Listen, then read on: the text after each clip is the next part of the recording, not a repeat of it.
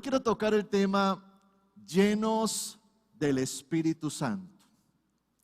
Y de hecho hace 15 días que estuve iniciando esta serie referente a cómo vivir en el Espíritu, viviendo en el Espíritu Santo. Hace un tiempo leí una historia en el Antiguo Testamento que me llamó mucho la atención y resaltó la importancia de lo que significa tener al Espíritu Santo. Cuando Dios puso un primer rey en Israel, llamado Saúl, dice la palabra que Israel estaba en una condición decadente, le había ido mal en las finanzas, tenía enemigos que los estaban gobernando, siempre que peleaban perdían. Entonces, un día dice que los amonitas van para destruir una ciudad llamada Jabes. Es una ciudad de Israel. Entonces los de Jabes, que eran israelitas, todos temerosos, le dijeron a los amonitas: hey, por favor no nos toquen, no nos hagan daño. Y dice la Biblia en 1 Samuel 11, versículo 2, la palabra dice: con esta condición haré alianza con vosotros, le dicen los amonitas a los israelitas, que a cada uno de vosotros saque el ojo derecho, imagínese usted, y ponga esta afrenta sobre Israel. Ya no iban a ser los israelitas, sino los tuertos. Entonces los ancianos de Jabes le dijeron: danos 7 días para que enviemos mensajeros por todo el territorio de Israel, y si no hay nadie que nos defienda, saldremos a ti. Llegando los mensajeros a Gabaa de Saúl, salieron estas palabras en oídos del pueblo, y todo el pueblo alzó su voz y lloró. Qué tremendo y confrontante es uno sentirse en derrota. Cuando los problemas nos pueden, cuando nos sentimos impotentes. Y hoy en día en particular estamos atravesando un tiempo desafiante, porque es un desafío sacar adelante nuestras vidas en medio de estas crisis. Es un desafío sacar adelante nuestra economía en medio de estas crisis. Es un desafío sacar la iglesia adelante en medio de estas crisis. Nuestra vida cristiana en medio de estas crisis. Y este pueblo de Israel ya había caído en una condición de derrota. Imagínense la burla, el menosprecio que le tenían los amonitas a los israelitas. Pero hay un versículo que es el versículo 6 de esa historia. Mire lo que pasa en ese versículo. Y al oír Saúl estas palabras, el Espíritu de Dios vino sobre él con poder. Repito eso. El Espíritu de Dios vino sobre él con poder. Voy a repetir eso. Y el Espíritu de Dios vino sobre él con poder. Y él se encendió en ira en gran manera. Yo creo que lo que Dios no ha prometido para nosotros debe disgustarnos. Yo creo que no estamos llamados a resignarnos, mucho menos a sentirnos derrotados, mucho menos a sentirnos de que ya perdimos, de que no pudimos lograr lo que soñábamos. No. Debe de haber una rabia en nuestro interior, una inconformidad por aquella miseria, situación, abatimiento, crisis en la familia que no hace parte de las promesas que Dios me ha dado a mí.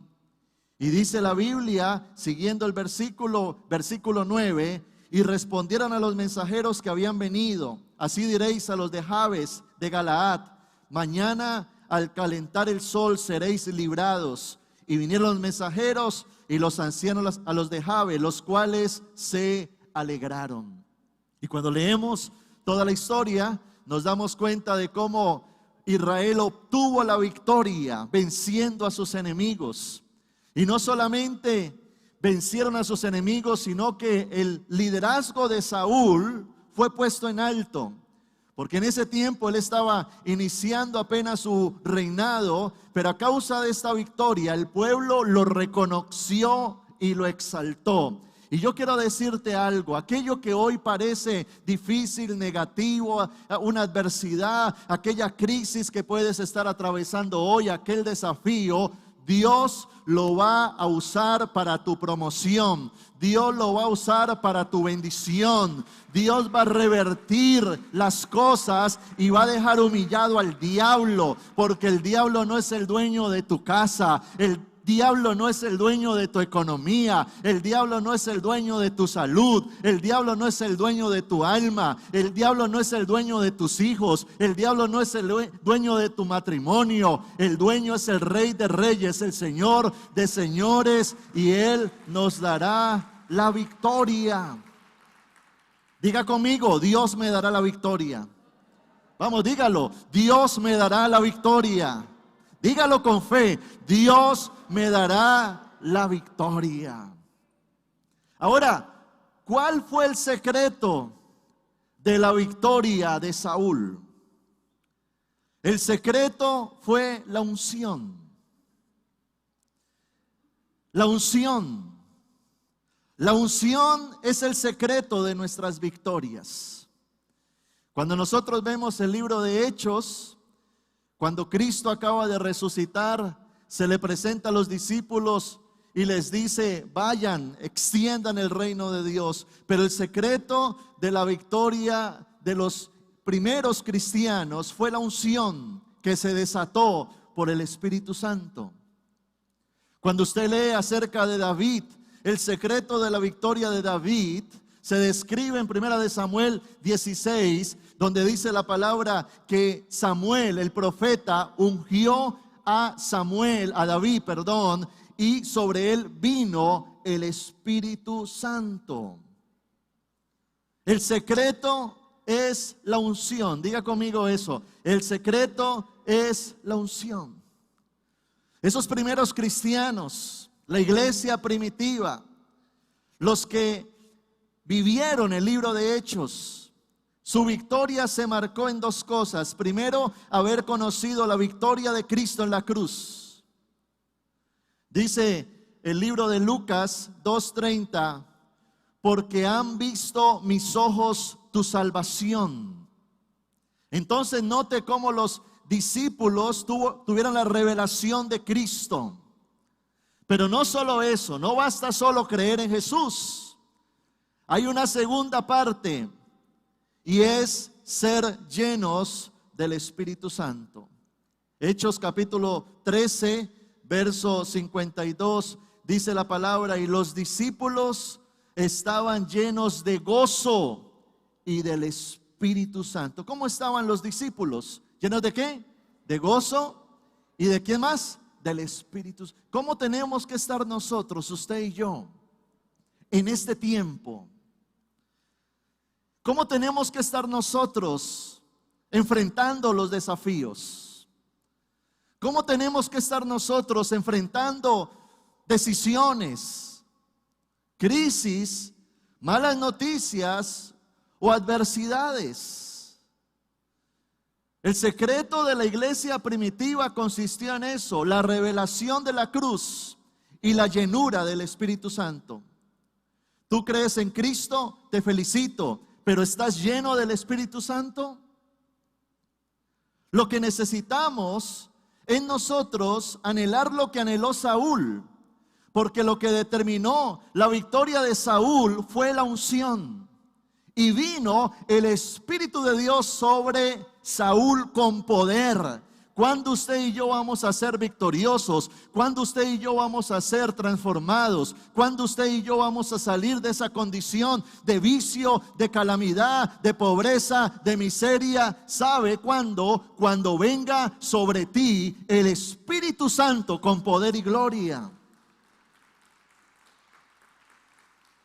Mire, usted y yo vivimos en medio de un mundo que está dividido en dos grupos: los creyentes y los no creyentes.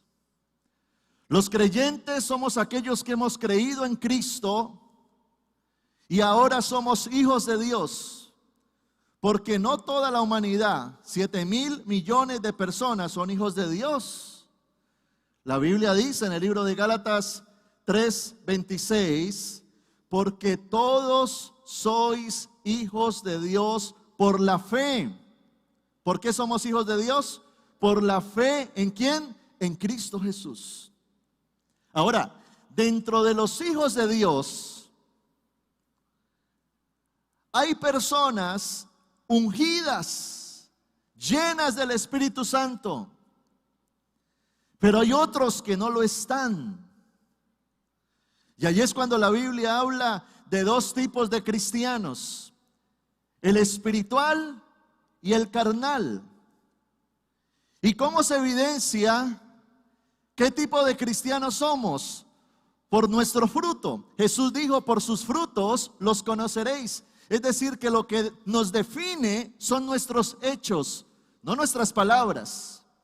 No levantar nuestras manos y cantar un salmo o abrir la Biblia, no, es lo que hacemos. Cuando salimos de este lugar, cuando enfrentamos los desafíos, cuando usted llega a casa, cuando usted sale a trabajar, cuando usted recibe las noticias y tiene que enfrentar situaciones, allí es cuando se manifiesta lo que somos, si somos espirituales o somos carnales. Y allí es donde nosotros debemos de definir qué tipo de cristianos queremos ser. ¿Voy a ser un cristiano carnal o voy a ser un cristiano espiritual? Nota que Saúl era un hijo de Dios, escogido por él. Pero no fue sino hasta ese momento que recibió una unción especial para obtener su victoria.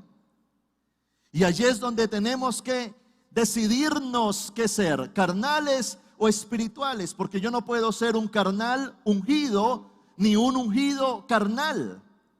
En eso hay una contraposición. El libro de Gálatas capítulo 5, versículo 17, dice la palabra: porque la carne desea lo que es contrario al espíritu, y el espíritu lo que es contrario a la carne. Ambos se oponen mutuamente para que no hagan lo que quisieran. Ahora, cuando yo me refiero a la carne, es a nuestra humanidad caída, pecaminosa, contaminada. Esa carne que está marcada por la concupiscencia, que tiende al pecado, que es atraída por las cosas malas. Entonces, Dios no solamente te quiere aceptar como hijo por adopción, sino transformarte por regeneración. ¿Qué significa eso? Significa de que no solamente estamos llamados a ser adoptados como hijos de Dios. Por la fe en Cristo recibo la salvación, ahora Cristo habita en mi corazón, sino que debo de pasar más allá a un proceso de regeneración, donde paso de estar gobernado por una humanidad caída, por un viejo hombre viciado, contaminado, a estar ahora regenerado por el Espíritu Santo, para ahora ser transformado por su poder y llegar a ser un hombre, una mujer espiritual. Le amplío un poco más esto. El apóstol Pablo tuvo esa lucha interna que todos tenemos. Pablo sabía lo que tenía que hacer, pero no lo hacía porque dentro de él admite y dice: hay una carne, esa carnecita que todos tenemos. El libro de Romanos capítulo 7, versículo 18 en adelante, Pablo dice: y yo sé que en mí, esto es, en mi carne, no mora el bien, pues el querer está en mí, pero el hacer el bien no. Porque no hago el bien que quiero, sino el mal que no quiero. Esto hago. Y si hago lo que no quiero, ya no soy yo quien lo hace, sino el pecado que mora en mí. Porque según el hombre interior me deleito en la ley de Dios, mas veo otra ley en mis miembros que se revela contra la ley de mi mente y me lleva cautivo a la obediencia del pecado que está en mis miembros. Miserable de mí, hombre de mí, ¿quién me librará de este cuerpo de muerte? Entonces allí es donde Pablo entra en una confrontación, pero lo poderoso de este versículo es que Pablo entiende lo que le está pasando a él. Nosotros necesitamos reconocer nuestra naturaleza caída para confrontarla. ¿Somos espirituales o somos carnales? Y si soy carnal, debo de detectar eso, identificarlo para contraatacarlo. Pablo está insatisfecho con su conducta porque él anhela algo y no lo obtiene. Quiere algo y hace lo contrario. Quiere dejar un pecado, pero su carne no lo deja. Quiere cambiar sus pensamientos, pero hay algo dentro de él que no se lo permite. Entonces en Romanos 7, lo que hace Pablo es detectar su carnalidad. Para que haya un cambio, primero se debe de reconocer aquella área que necesito cambiar. Entonces, si mi comportamiento no es espiritual, lo detecto y digo, no, yo no estoy actuando, yo no estoy hablando, yo no estoy pensando como un espiritual, sino que dentro de mí hay algo que yo no debo de aceptar. Yo no debo de aceptar ese pecado, yo no debo de aceptar esa conducta, yo no debo de aceptar esa manera de pensar, ese comportamiento, porque yo no soy esclavo de eso, yo soy ahora esclavo de Cristo y voy a vivir para Él.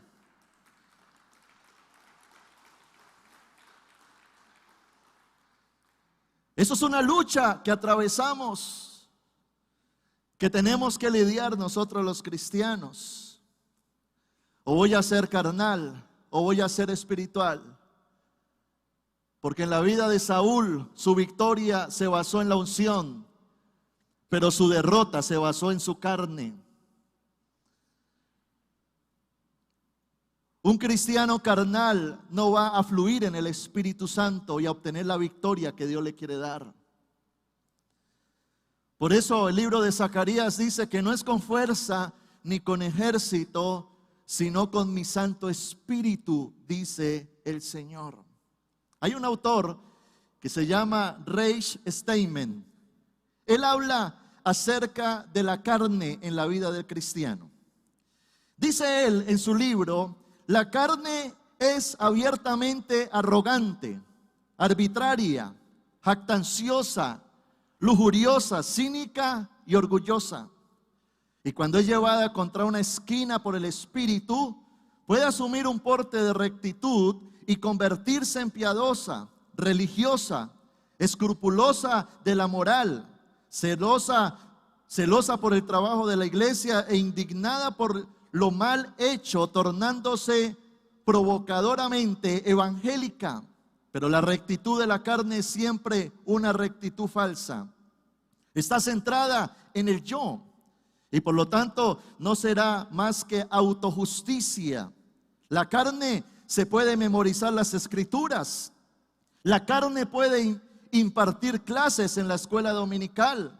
La carne puede distribuir tratados, dar grandes sumas de dinero, hacer labor social, ofrecer un testimonio conmovedor, dar una clase bíblica, cantar canciones de adoración y hasta predicar un sermón. Puede inclusive pedir disculpas hasta cierta manera y arrepentirse hasta cierto grado o sufrir con aire de mártir. Pero hay algo que la carne nunca podrá hacer. Hará todo lo posible por sobrevivir, pero no cederá terreno. Nunca se entregará ni cambiará, nunca se rendirá, nunca es resbalosa y evasiva. Cuando se ve acorralada, sencillamente adopta otro disfraz y reaparece de otra forma, pero sigue siendo la misma vieja, fatal y malvada carne.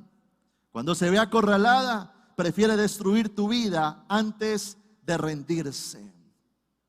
¿Será que en algún momento de nuestras vidas hemos experimentado esto? El libro de Romanos, capítulo 8, versículo 13, Pablo lo dijo: porque si vivís conforme a la carne, moriréis. Mas si por el Espíritu hacéis morir las obras de la carne, viviréis, perdón. ¿Qué es lo que está diciendo Pablo? Debe de llegar un momento en la vida del cristiano donde él comprende, entiende, sus ojos son abiertos para entender que la carne lo que quiere es impulsarlo a lo malo, al pecado. Por lo tanto, ¿cómo resuelve el apóstol Pablo esto? Él dice: tenemos que aprender a vivir en el Espíritu, ser llenos del Espíritu Santo, porque la carne te quiere dañar. Mire lo que dice Gálatas capítulo 5, verso 19 al 21, hablando de las obras de la carne. Dice la palabra: y manifiestas son las obras de la carne, que son, mire qué hace el carnal: adulterio, fornicación, inmundicia, lascivia, idolatría, hechicerías, enemistades, pleitos, celos, iras, contiendas, disensiones, herejías, envidias, homicidios, borracheras, desenfrenos y cosas semejantes a estas. Esa persona cree en Jesús, se congrega, pero hay algo que lo está dominando en su interior y se llama carne. Y cuando la Biblia habla de esta manifestación de la carne, lo agrupa en 3 puntos: pecados morales, ahí se menciona adulterio, fornicación, inmundicia, lascivia, que tiene que ver con pecados morales. El otro punto son pecados sociales, enemistades, pleitos, celos, iras, contiendas, disensiones, herejías, envidias, homicidios, borracheras, desenfrenos, o sea, cosas que me dañan en sociedad. Y el tercer punto son pecados espirituales: idolatría, hechicerías, herejías, abrir puertas a demonios, y esa carne termina alejándome de Dios. Entonces la gran pregunta que se hace Pablo es: ¿quién me librará? ¿Quién me librará de esta condición, de esta carnalidad, de esta tendencia al pecado, de esta repetición, de esta adicción, de esta mala conducta, de este pensamiento, de esta manera humana de actuar? Entonces Pablo lo entiende, así como usted y yo tenemos que entenderlo. ¿Quién nos librará de esta condición? El que nos librará es el Espíritu Santo, siendo llenos de su presencia, entendiendo la obra de la cruz que rompe las cadenas, que rompe las ataduras y que nos traslada al reino de Jesucristo. Reconozcamos que luchamos con una carne pecaminosa, que tiene una mentalidad rebelde. Sí, nosotros venimos con una mentalidad, un chip contraria a Dios. La mente humana, carnal, siempre cree tener su propia opinión, es argumentativa. Prefiere asumir las consecuencias de sus errores que darle la razón a Dios. Está dada al placer, al deleite. Es difícil de educar. Por eso Pablo dice: no hay nada de bueno en mí. Una carne propensa al pecado. Un gran hombre de Dios dijo: pecar es rechazar el diseño de Dios para nuestras vidas. Eso es pecar, rechazar el diseño de Dios para nuestras vidas. Pero cuando nosotros entendemos eso y la libertad que nos da Cristo, nos aferramos a una promesa dada en el Antiguo Testamento para usted y para mí. Dice el libro de Ezequiel, capítulo 37, verso 5. Así ha dicho el Señor Dios a estos huesos: he aquí, yo hago entrar espíritu en ustedes y vivirán. Y en el versículo 14 dice la palabra: pondré mi espíritu en ustedes y vivirán. Los colocaré en su propia tierra y sabrán que yo, el Señor, lo dije y lo hice, dice el Señor. Denle un fuerte aplauso a ese Rey de Reyes. Pablo lo vive, y a causa de entenderlo pasa de ser un hombre carnal a ser un hombre espiritual. Sí se puede. Diga conmigo, sí se puede ser ungido. Diga conmigo, yo sí puedo ser un hombre, una mujer espiritual, gobernado por Dios. Ahora Pablo, lleno del Espíritu Santo, cambia todo en él: su comportamiento, su actuar, su pensar, su hablar. Ahora Pablo está declarando: todo lo puedo en Cristo que me fortalece, en Él soy más que vencedor. Yo camino de triunfo en triunfo, de victoria en victoria. Ahora voy a ir para adelante. Si Dios está conmigo, ¿quién contra mí? ¿Quién transformó su manera de pensar? Aquel que es Rey de Reyes y Señor de Señores, y ahora entró en su mente y le dijo: ahora yo estoy al mando y te voy a dar la victoria.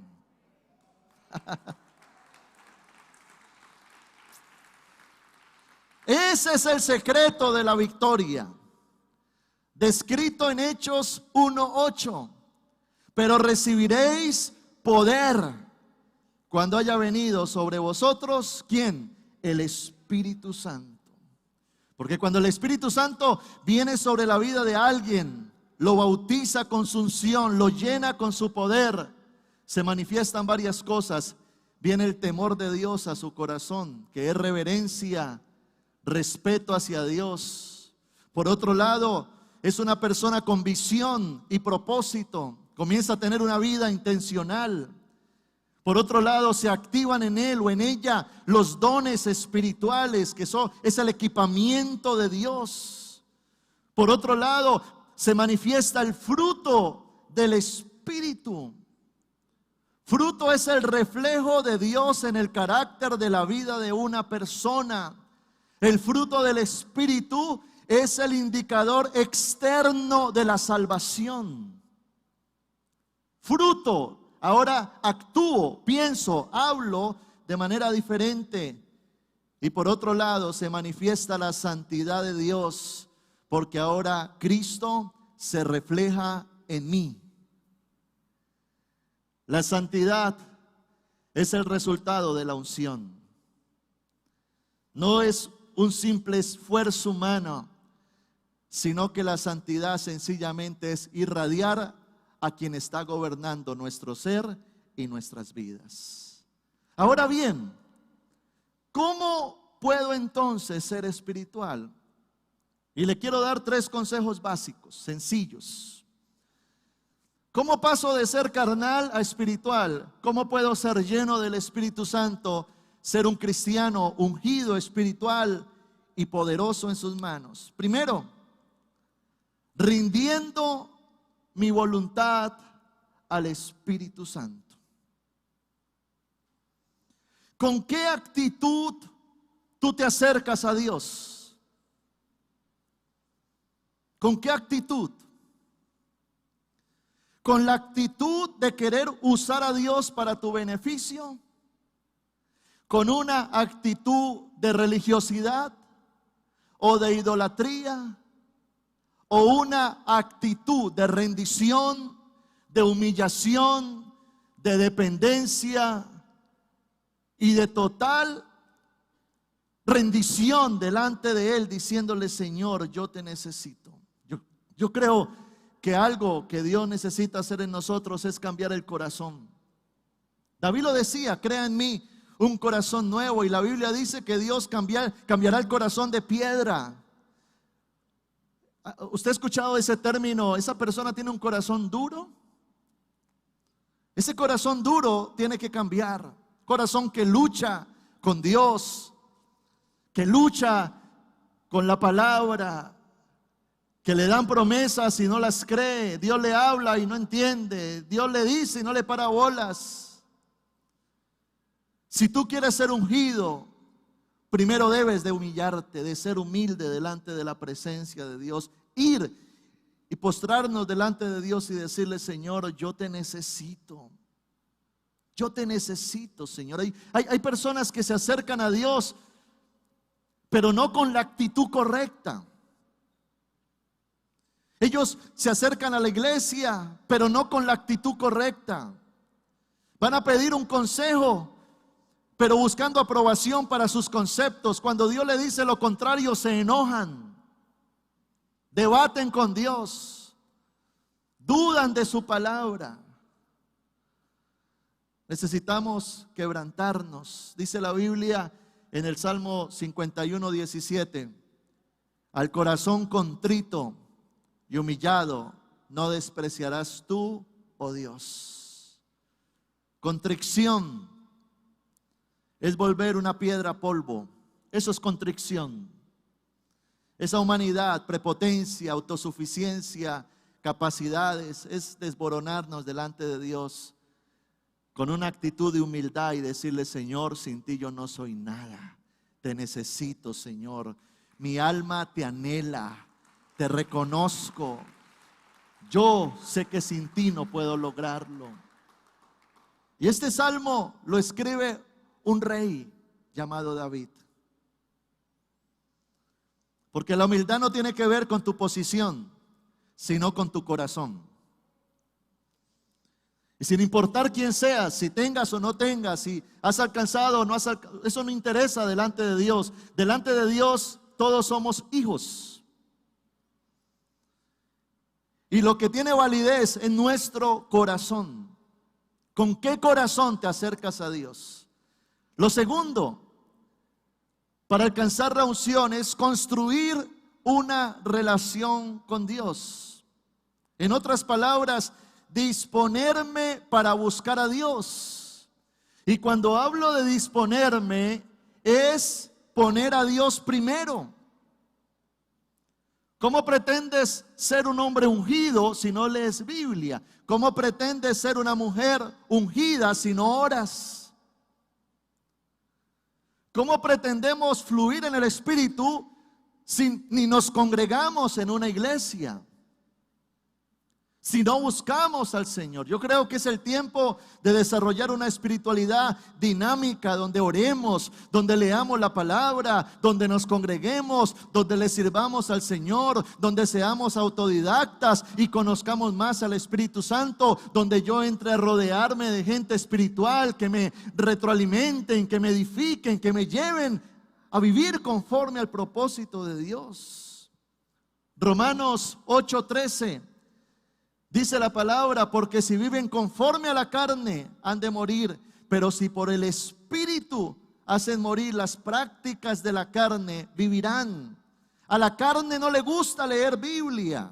A la carne no le gusta levantarse de madrugada a orar. A la carne le da pereza. A la carne le gusta es ver la novela. A la carne le gusta es dormir una horita más. A la carne le gusta es quizás prender el internet, la red social, pasar allí en Facebook 1 hora, 2 horas. Pero la carne, ahora la pregunta es: ¿vamos a vivir conforme a la carne o conforme al Espíritu? Porque bien dice la palabra: si usted anda conforme a la carne va a morir, pero si usted anda conforme al Espíritu va a vivir.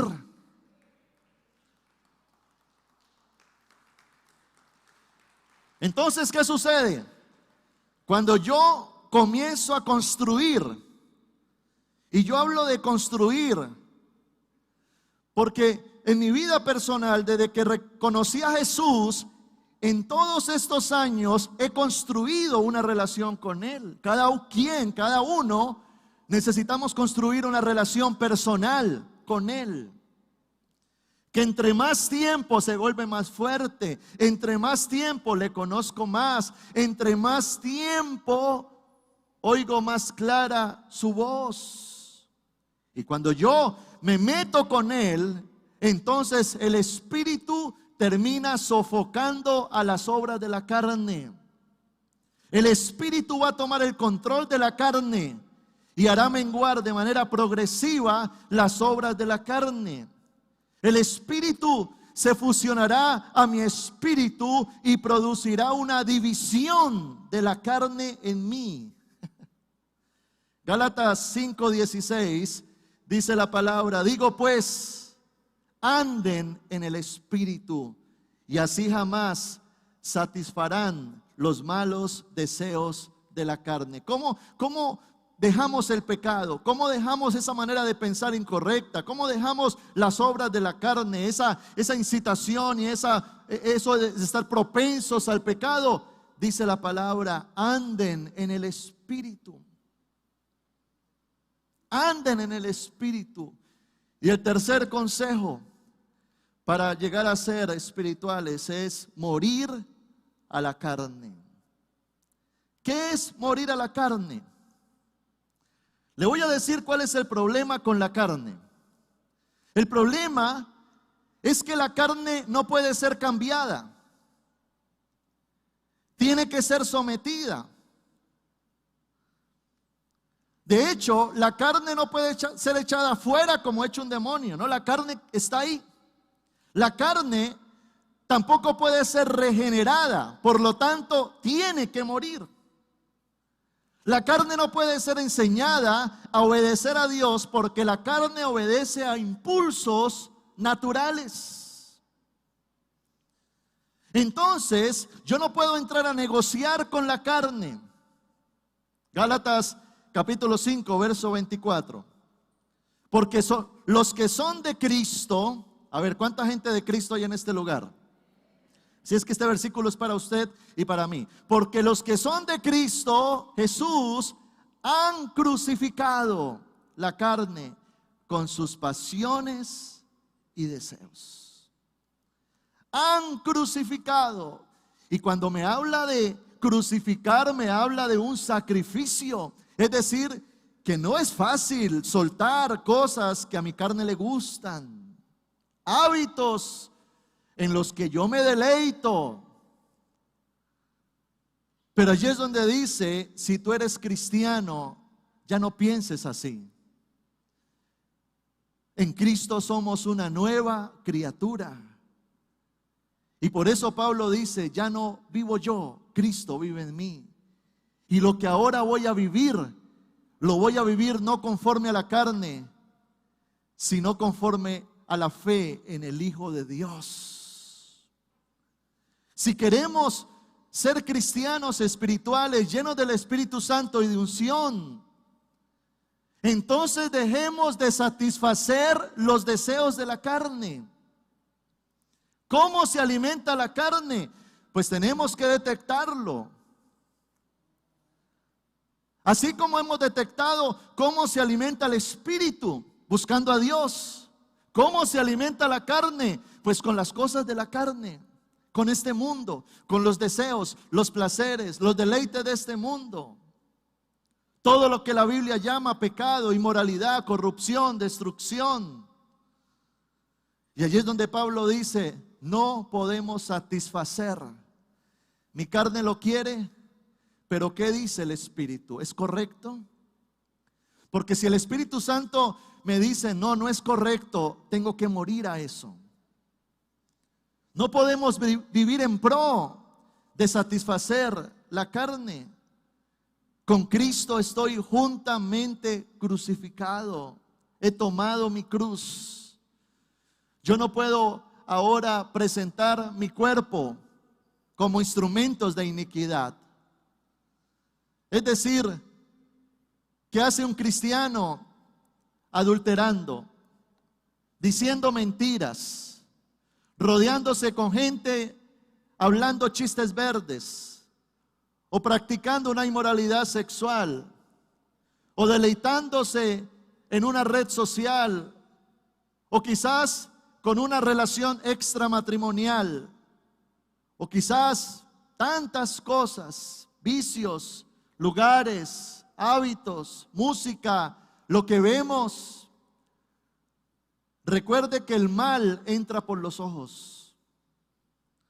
Y muchas de las cosas que entran porque las permitimos, las toleramos y aún nos deleitamos en ellas. Pero cuando yo dejo de alimentar eso, cuando tomo decisiones radicales y Dios ve mi intención, Dios va a respaldar tus decisiones. Dios va a ver tu corazón.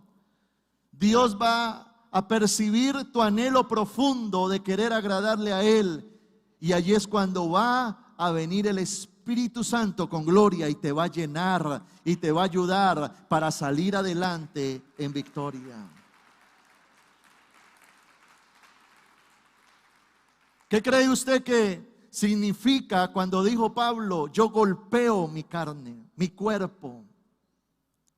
Él no estaba hablando de un látigo físico y de coger un palo de escoba y no.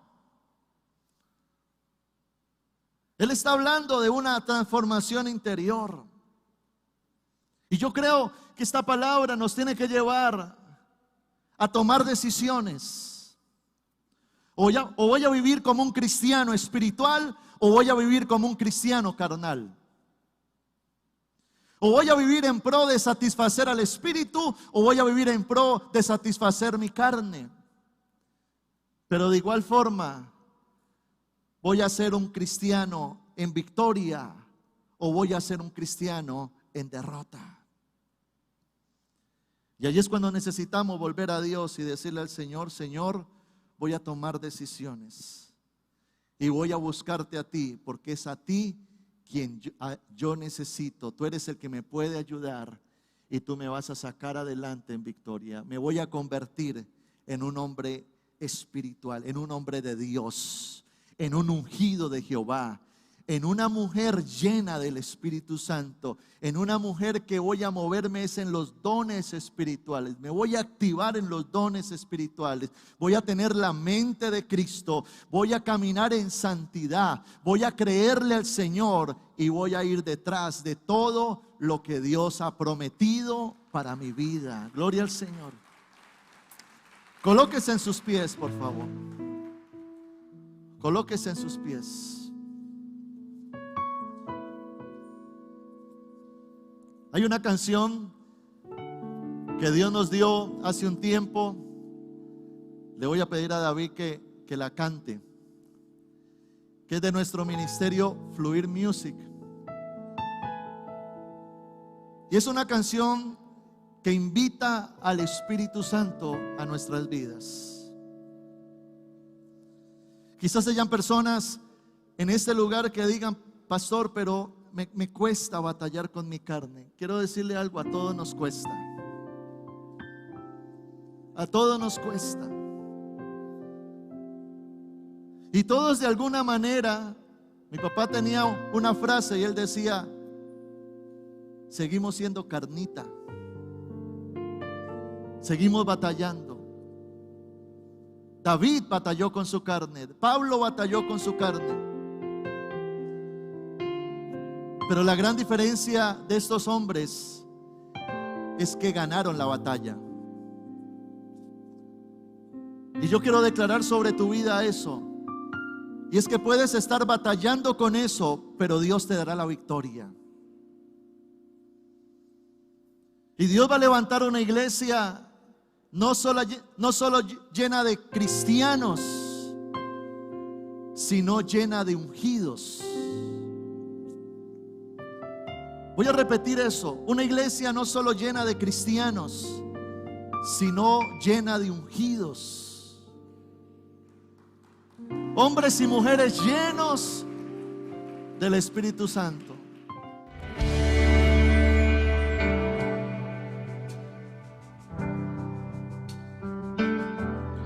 Hola, soy el pastor Samuel Díaz y me alegra grandemente que hayas recibido esta palabra de edificación para tu vida. Si quieres continuar recibiendo estas predicaciones, puedes suscribirte a nuestro canal en YouTube. Allí dale la campanita para notificaciones, así te vamos a anunciar nuevas enseñanzas que van a edificar muchísimo tu vida. Y síguenos en nuestra página web www.samueldiaz.com.co. Dios te bendiga.